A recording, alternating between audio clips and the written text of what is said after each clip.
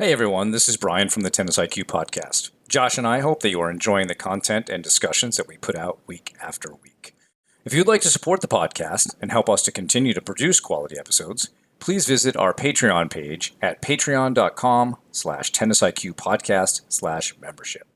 Currently, we have 3 tiers of support: the fan level at $3 per month, the supporter level at $7 per month, and the champion level at $20 per month.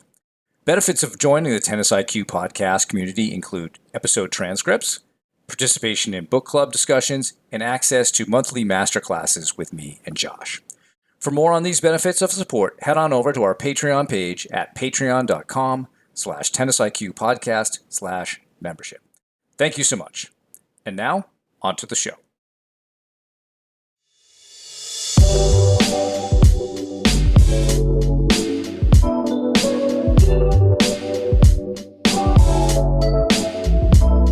Hello and welcome to the Tennis IQ podcast. I'm Brian Lomax.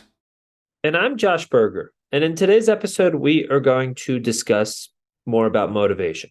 Now, we did an episode about motivation a long time ago. It was actually one of our earlier episodes, episode number 15. So if you're interested in watching or listening to that, or maybe reviewing it, I'd encourage you to do so. Definitely, this is a standalone episode, so not something where you need to listen to it. But if after listening to today's episode, maybe if you want a little bit more, or us to maybe, if you want to hear us take on this topic in a slightly different perspective, certainly you could check out episode number 15. And in that episode, we talked a little bit about intrinsic and extrinsic motivation. We detailed a bit about self-determination theory, and then we discussed each of our origin stories in that first episode. And for today, we're going to take a different approach. We're going to discuss what are some of the challenges of motivation, what can get in athletes' ways of being motivated and sustaining that motivation over time. And then we're also going to discuss some different approaches that athletes can take to maybe be clear about what their reasons and purpose and why are for playing, and also discuss some interventions that athletes can utilize in order to build that motivation over time.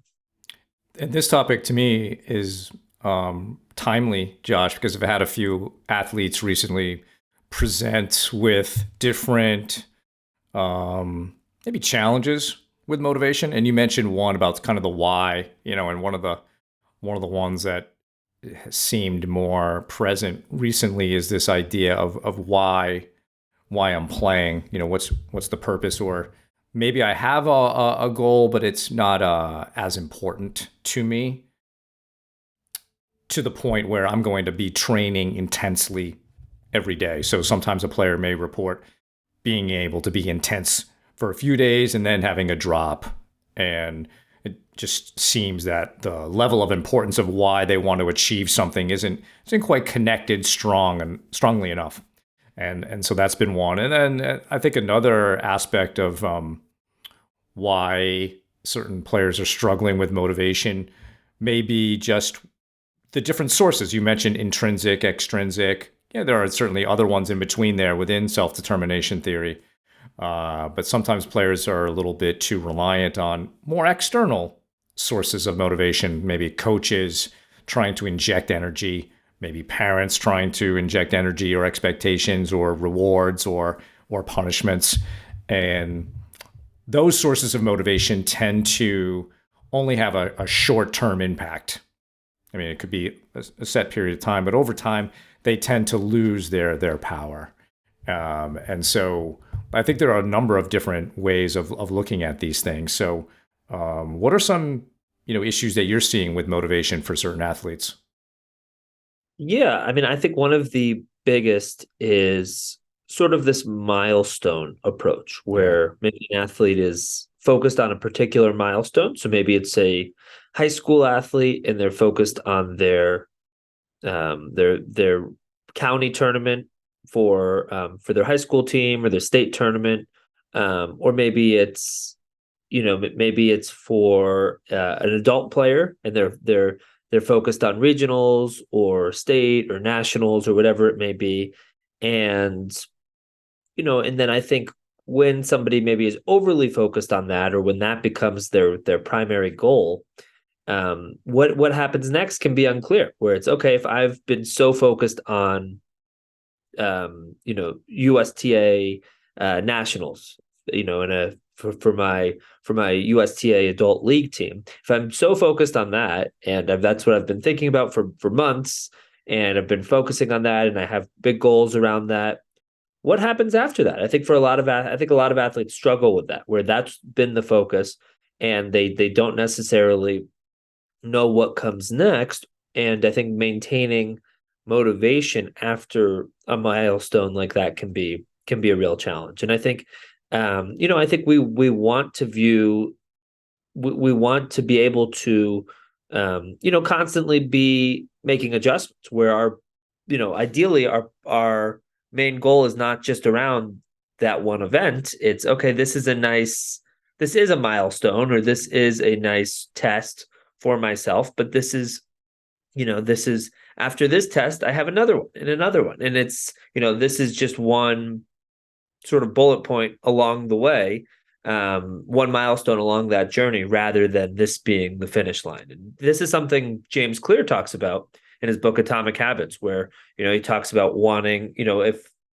within whatever we do, that the identity piece is really should come first, where it's okay, if somebody wants to run a marathon, that running the marathon doesn't need to be the main thing that's being focused on. If it's all about running the marathon, then what happens after you run that marathon? Because then the goal has been achieved. Or if it's more about, I want to become a runner, I want to identify as a runner, then okay, what do runners do? Runners run marathons. They might run a 5K. They might run other sorts of races. They run recreationally. They run in groups. They run for fun. And okay, that I've run the marathon, but that doesn't mean that things are over. That's an important milestone. That's certainly a quite a challenge, I think, for anybody. But just because I've done that does not mean that the journey is over. I mean, yeah, it's not, and no pun intended here, but it's not a finish line. It simply is a milestone. And I think we can apply that same thing to tennis, certainly, where we want to be very careful not to make those milestones, so those individual milestones, too much of the overarching goal. Where if it's whether it's the state tournament, or whether it's something for our team, or whether it's I want to play college tennis, or whatever that goal is, we want to be very careful that doesn't overshadow maybe our bigger reasons for why we play tennis and why we do what we do. Yeah. My guess is that most people listening have probably felt that. I have, where I had an overarching goal, and then the question was, what's next? And for me, I kind of just backed off and just relaxed, and maybe took some time off, and then tried to figure out, well, what's the next thing? But where I think, what you're talking about, we can get into that a little bit deeper when we start talking about some of the interventions to help. If I had more of that identity piece and really connected with it more, I probably would have done something right away as opposed to that. So I think that is a big one.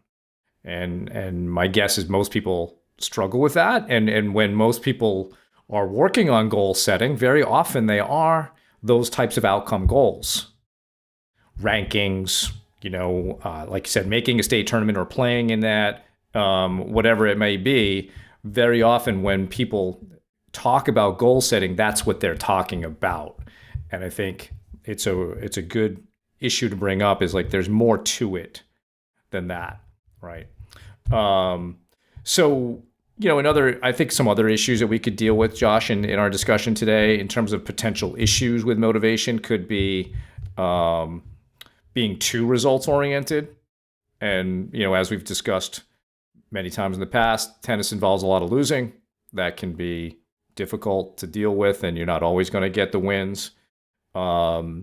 Your training environment, your motivational climate could be thwarting some of your motivation in that perhaps where you are is a little bit too controlling, maybe too strict, too serious, or maybe coaches that you're working with are a little too critical, pointing out more negatives than positives. Those can be hits on motivation. Parents can certainly do that as well. Maybe parents are driving the process too much. Maybe they're too controlling of what is going on. Maybe their expectations are difficult to meet.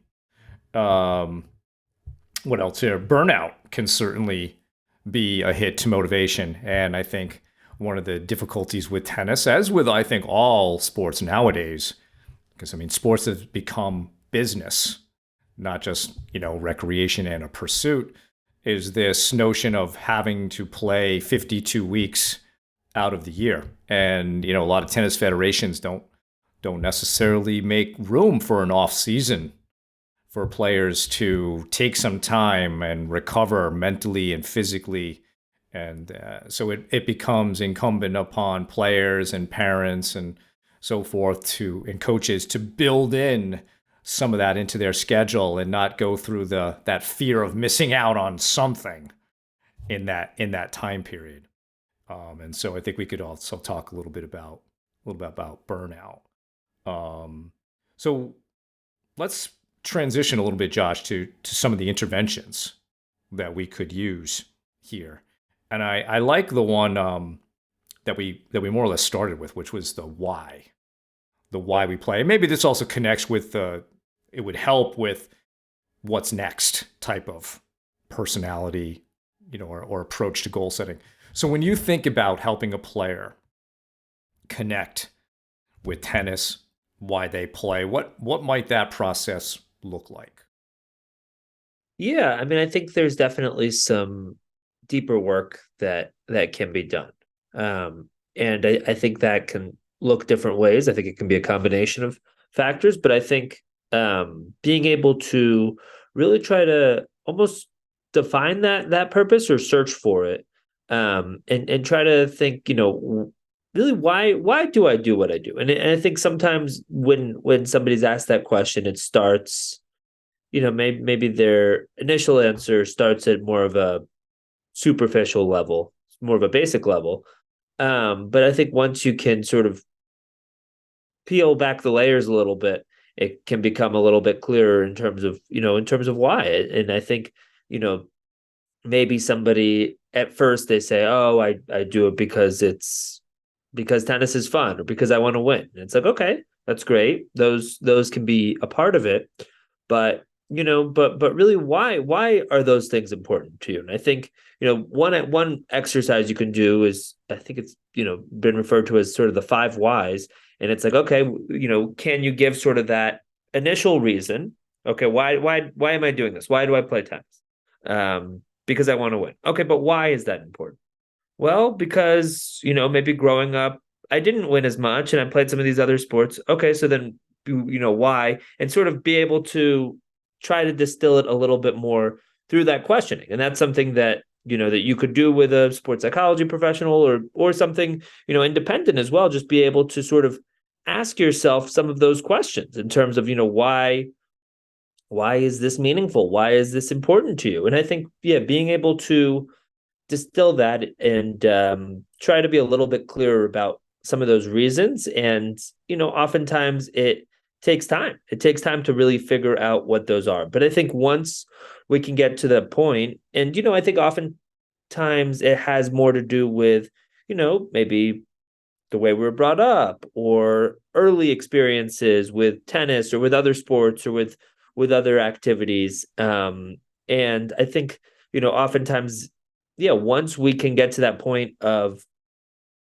making that purpose a little bit clearer, then I think things start to get a lot easier, because I think, it's easier to make decisions around our sport, around our habits. I think it can almost be seen as a filter where we can start to use that why, that purpose as a filter for why we do, for, certain decisions that we make on a daily basis, for, for how we want to train, for what sorts of events we want to sign up for, maybe when we choose what some of those milestones are on our journey, I think it's a lot easier to maybe determine some of those things once we've put in that work and really figured out what that purpose is. And I think when I think of this as well, I think of certain professional athletes and really elite athletes like Kobe Bryant, for instance, comes to mind. Where if you hear Kobe Bryant or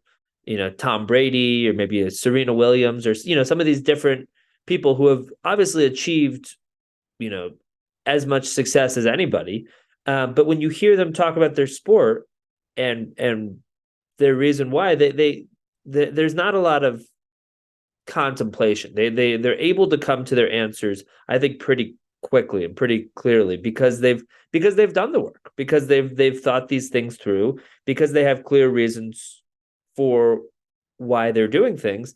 And then I think on a daily basis, it's more about that execution process. And now, are there times where they reevaluate things and where they maybe go back to some of these, questions and maybe have certain doubts? I'm sure, yes. However, I think, with these, with athletes who have played for longer, who have maybe achieved more, it can be a little bit easier to, to have put in that time and put in that work of distilling these things so that, at a certain point, it is, it's just more about that execution process.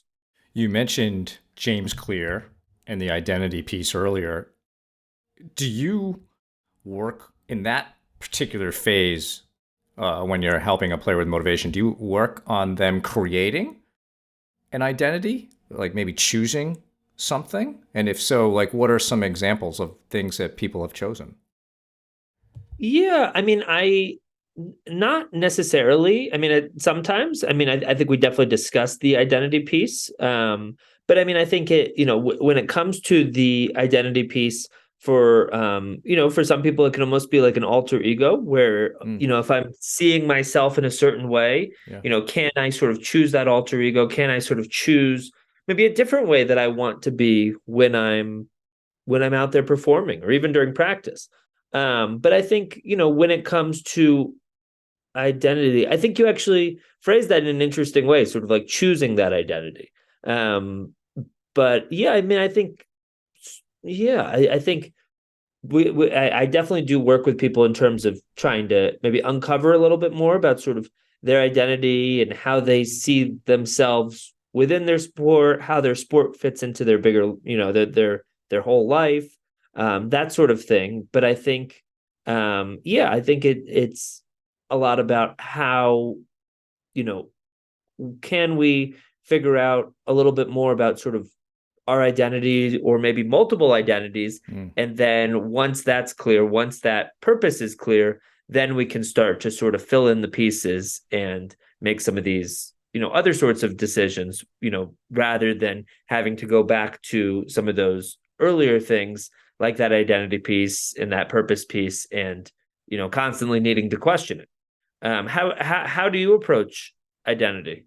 Yeah, it's a good question. I think, you mentioned the alter ego. We talked to Coleman Gearhart about alter ego and for him, and also with respect to Deion Sanders and prime time. Um, I think it is a Go good Buffs. way. What's that? It's like go Buffs. Yeah, that's right. You're going to a game soon, so I know you're gonna. Yes, next on the November 11th. Yeah. So I think it is an interesting way to begin to overcome that potential issue with, hey, I've achieved X goal. What's next? And like you said, all right, if I'm identifying as something, well, then, like as a runner, then I run. And so, maybe it needs to be stronger than just a tennis player. But I think choosing something like that is an interesting way of looking at it. Um, I'd like to get into more of the questions that help get to the why as well, but I think that's a good part of it. And I was introduced to an exercise called the Carpe Diem exercise, right? Kind of a seize the day, pluck the day, from Brian Johnson. So Brian Johnson runs a program called Heroic or Arete. He used to run Philosopher's Notes. And so the Carpe Diem exercise, it's really broken into different aspects of your life, but we could just choose one in which you select an identity, you come up with an identity, then you choose the important virtues and values of that identity, and then you then select the behaviors of those virtues, right? How do you embody that?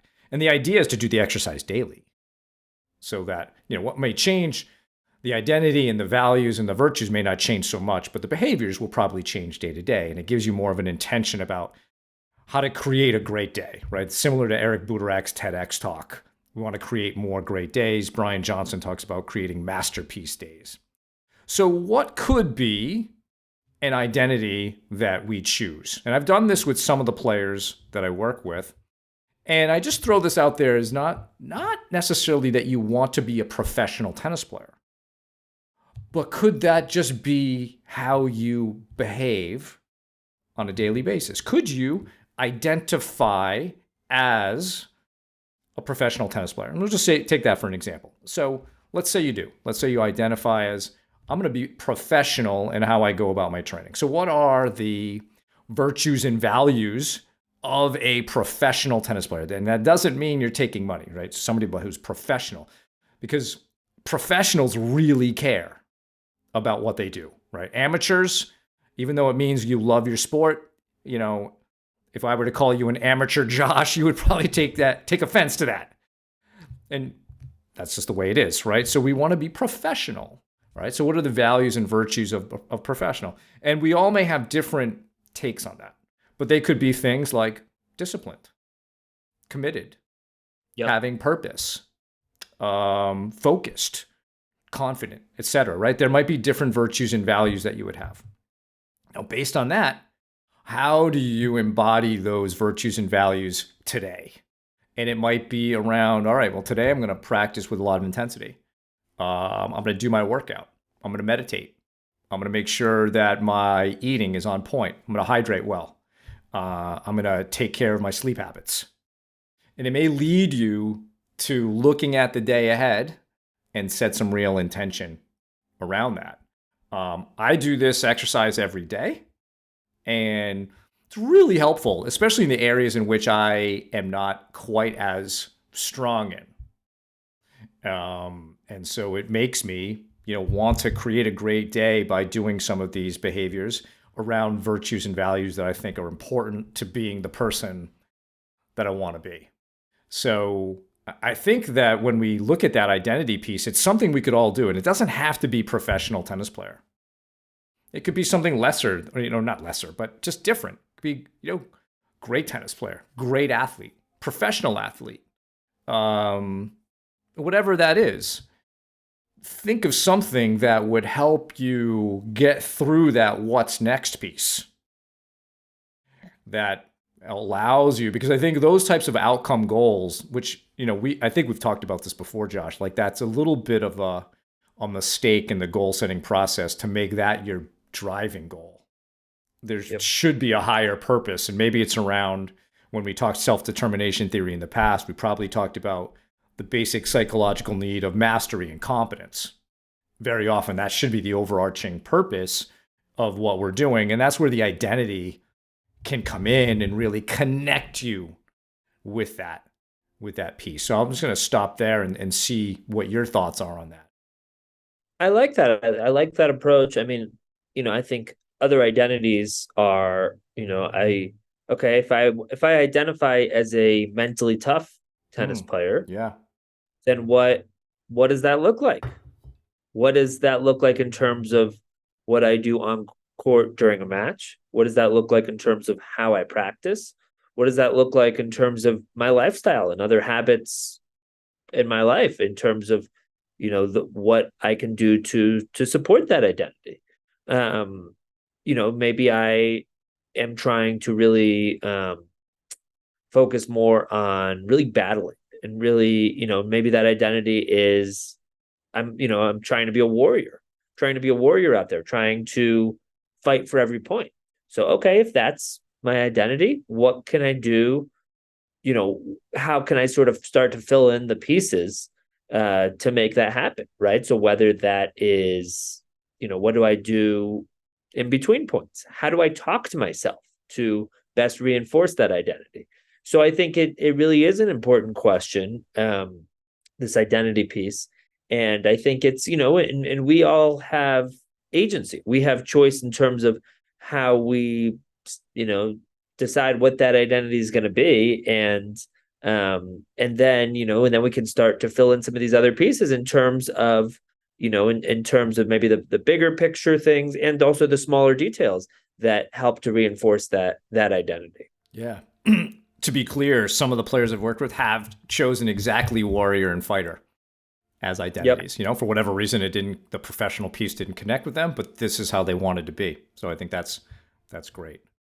I think once you have that, and once you have this sort of, you've gone through some of the deeper work about why, I think one of the good questions to throw into that deep work is, what is my definition of success? Especially in this realm. And I think we've talked about the John Wooden definition, because I'll often ask players for what their definition of success is. And just because we've worked a little bit together, they realize that saying it's about winning is probably the wrong answer, even though there's a part of them that may want to throw that in there. And very often they come up with really great definitions that are more controllable than winning. And so after they share those definitions, because I think, Josh, that can help with the identity, and it can help also get through this part about what's next and not just tie it to one single goal. Then I share with them the John Wooden definition of success. And I think actually for those who are on LinkedIn, Dan Abrahams, the sports psychologist from the UK, shared this recently. I'll paraphrase Wooden's definition, which is success is peace of mind that you have done everything you could to become the best that you could become, right? You kind of capital Y-O-U, knowing that you are unique. And many athletes really I can identify with that. And that is not that I think definition of success reflects that we are all a work in progress. No matter how old you are, there's no finish line here. Just keep going. And so whenever the end of your career is, you want to be able to look back and feel good about how you put in that time to kind of minimize the regrets that you have. So I think that's also a good question to throw into that deeper work that we're doing with players. Absolutely. Absolutely. And I think, a couple of things that can reinforce that are journaling. Can a player, use journaling in this way, right? So I think there's different forms of journaling. We've talked about journaling, before a performance, maybe in terms of certain goals or process goals, journaling after a performance, maybe confidence journal as well. I know we've talked about that. And journaling about your why, journaling about your reason for, what you do, journaling about that identity, I think can be really helpful. And I think also with self-talk, can we try to design ourselves, can we first maybe start with awareness around our self-talk, which I think is an important step, but can we try to design, how do I want to talk to myself? How do I want to talk to myself? And how can I connect that to that identity piece, to that why piece, to my purpose? And I think that makes it a lot, I think it makes it more implementable. Once we're able to really be clear about, how do I want to be talking to myself out there? And know that things aren't going to necessarily always go smoothly. There's going to be ups and downs. There's going to be moments where things are going really well and then things aren't going really well. And that's true both within a match and long term, right? Within a career. Can I have a plan for how I want to talk to myself? And can really connect that to some of these other things that we're discussing today in terms of that identity, that reason why, sort of that deeper reason. So I think and I know we've talked about this particular video in the past, and we could actually link to this. It's just about 1 minute long. There's a great video from Aaron Donald. He was playing for the LA Rams, and he was going in, right before a Super Bowl game. and he's mic'd up so you can hear everything he's saying. He's saying it out loud. So it's not, generally self-talk is within our own heads, but he's saying it out loud and he's sort of hyping himself up before the game. And, I think it's, first of all, it's a great example of a really elite athlete in in as big of a moment as you can imagine, really using self-talk in an intentional way. But what connected to this conversation, I think it's interesting just sort of how he connects to that, that deeper purpose, where he says, he, first of all, he brings up all the training he did. He said, all that training you did, it's for this, this is what you work for. This is what you work for. He brings up other things that are a little bit more maybe instructional, like, all right, like, let's make the big play, controlled aggression. And he brings that up. But I think, a lot of it sort of connects to, this is what you work for. This is why we're playing for these big moments, and sort of reminding himself that he's put in the work, reminding himself that, he's worked hard to be here. He deserves to be here. And I think, self-talk is a really important piece because, we can do the work to be clear about that identity. We, and we certainly should. But I think in the moment, we want to have tools where we can sort of remind ourselves of that identity, remind ourselves why we're doing this, and then be able to sort of access those reasons why we're doing it.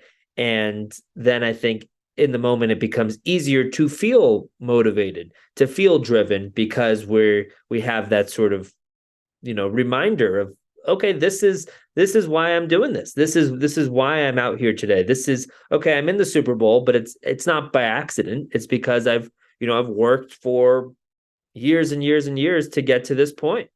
And here I am, and let's make it happen. I was there's a football player, a college football player that I work with, and he's a punter. And we talked about this exact thing. He'd been looking for his opportunity to really make a difference, to get out there, and he has his first start coming up. And we talked about this exact topic.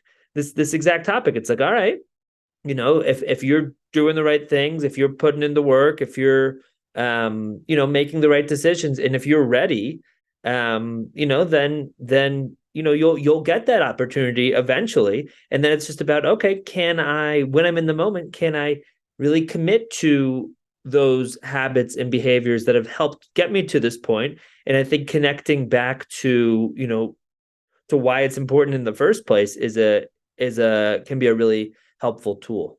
Yeah, and also the identity piece, right? What would a warrior, a fighter, a professional do in this instance? And Yep.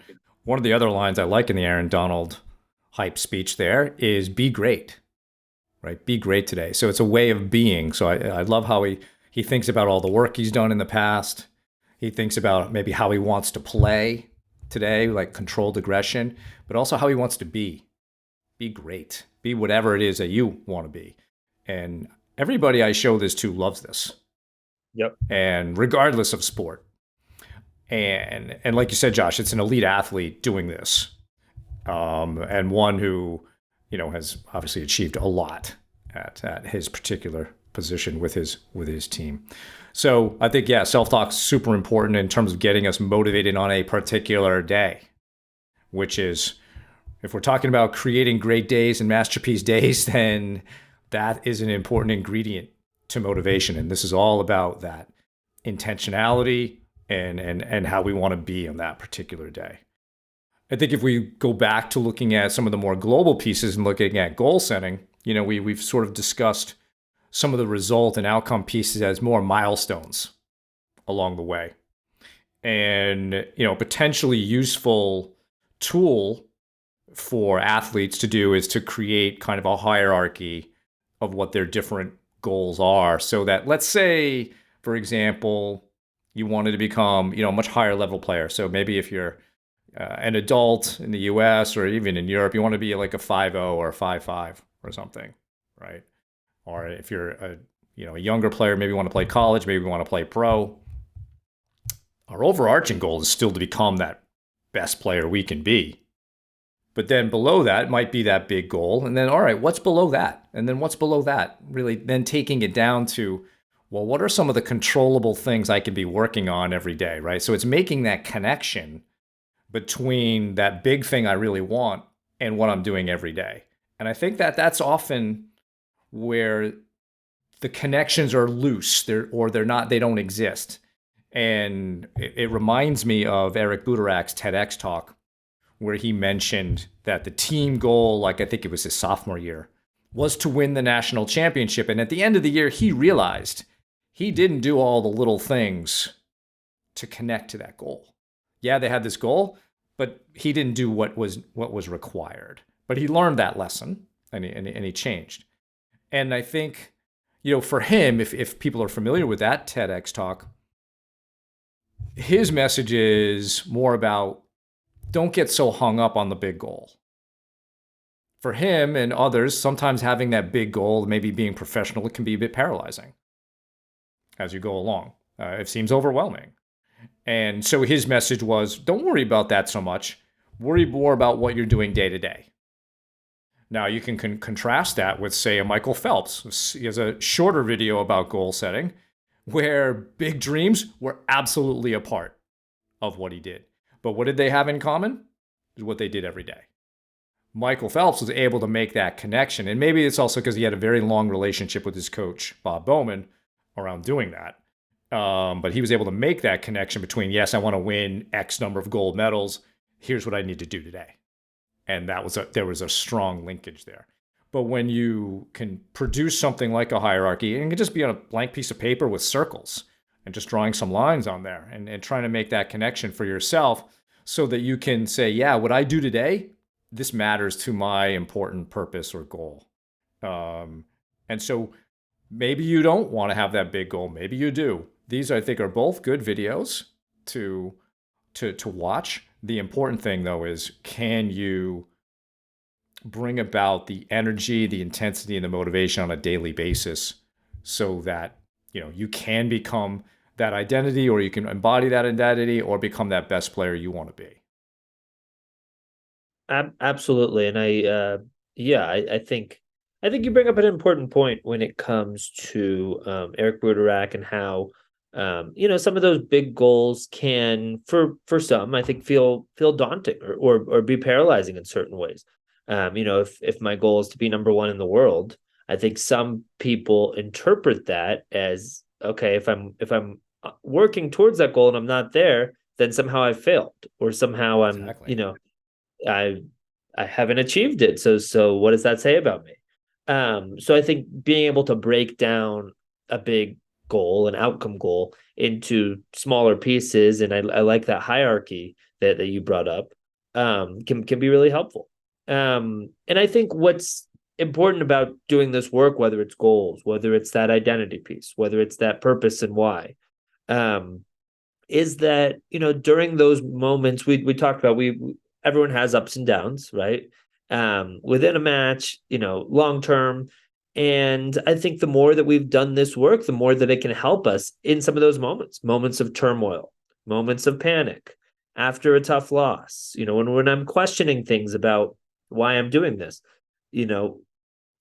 if I've done that work, if I've put in that time, if I've thought through these things, I think it becomes a lot easier to navigate and handle those moments, because, ultimately we can put competition and put the sort of value of each match into perspective, right? It's very easy to have sort of a tunnel vision and think of each match or each tournament as maybe more important than it actually is.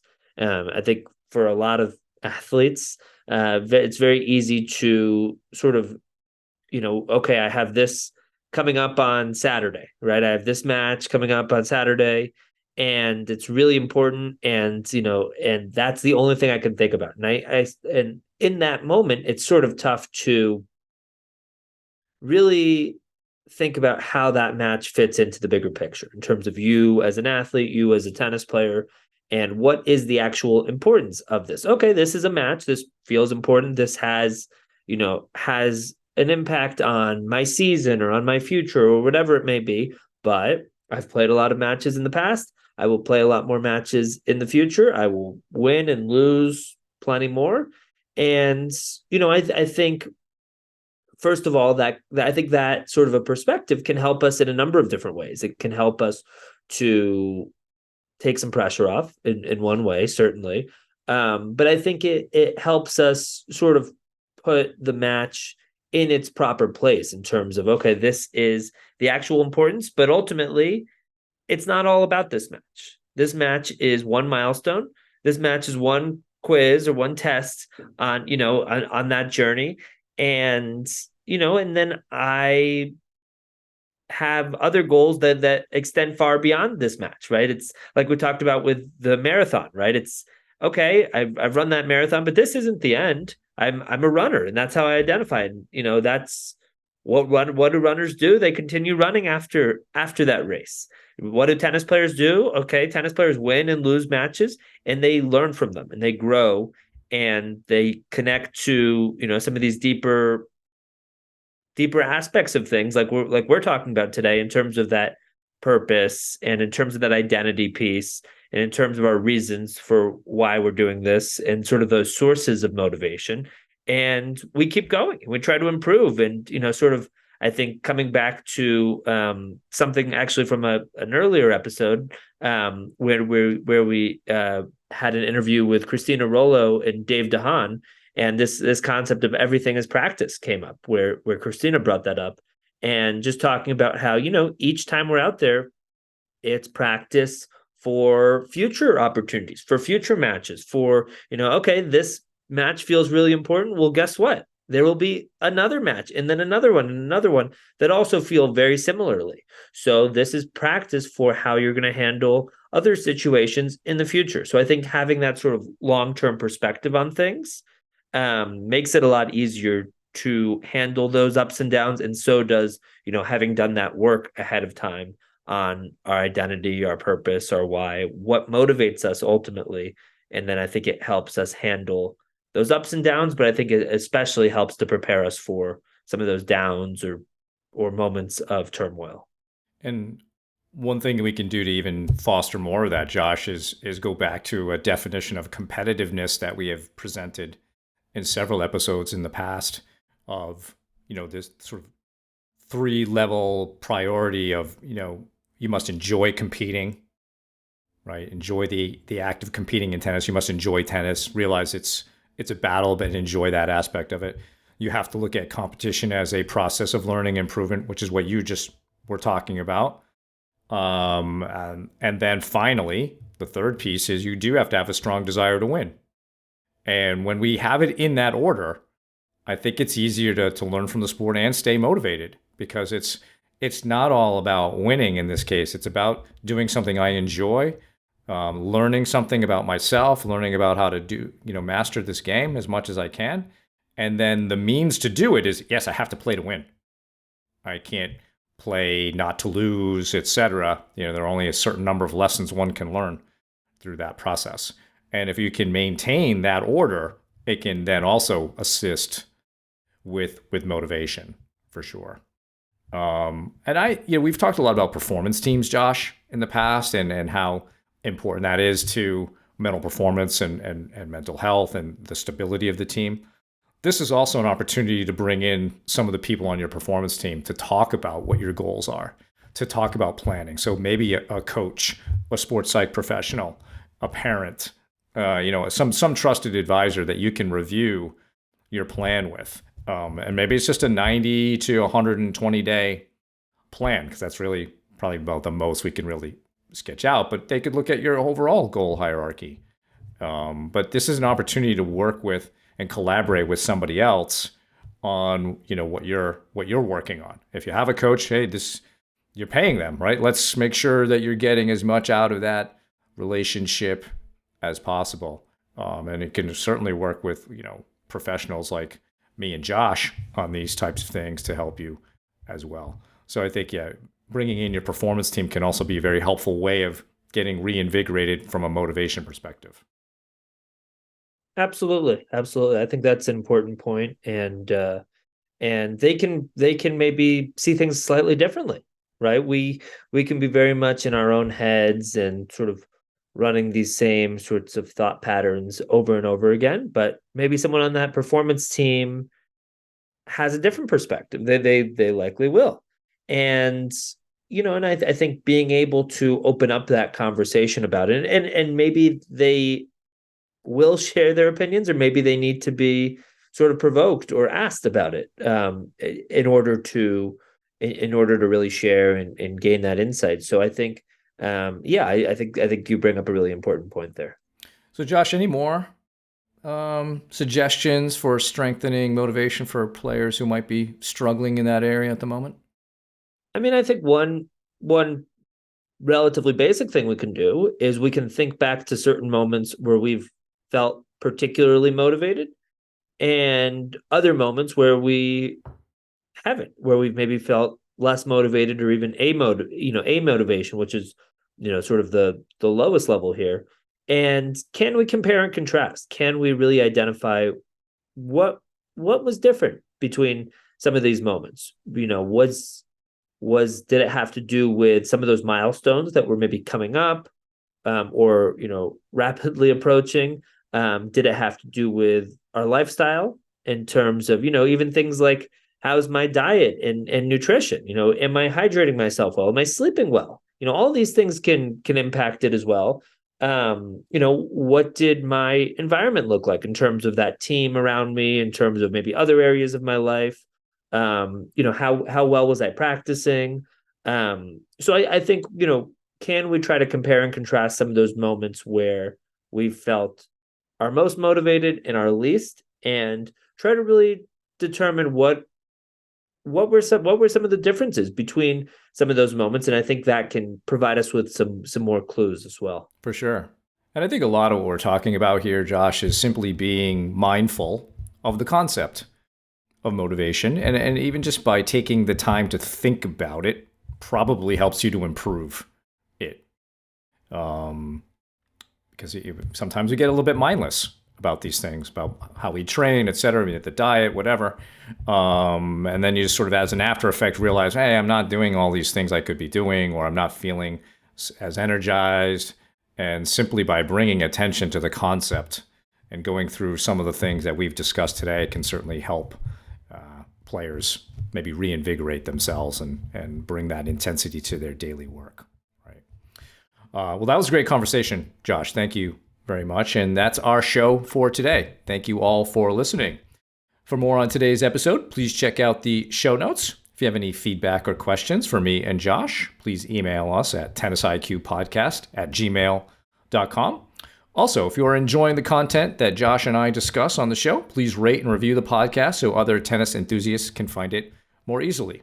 Additionally, to be notified of new episodes, please subscribe to the show on your podcast platform of choice, including YouTube. And you can also check us out on Instagram. If you'd like to support the podcast, please visit our Patreon page at patreon.com/tennisiqpodcast/membership, where you can learn about the benefits of being part of the Tennis IQ podcast community. Thanks again, and we'll talk to you soon in our next episode.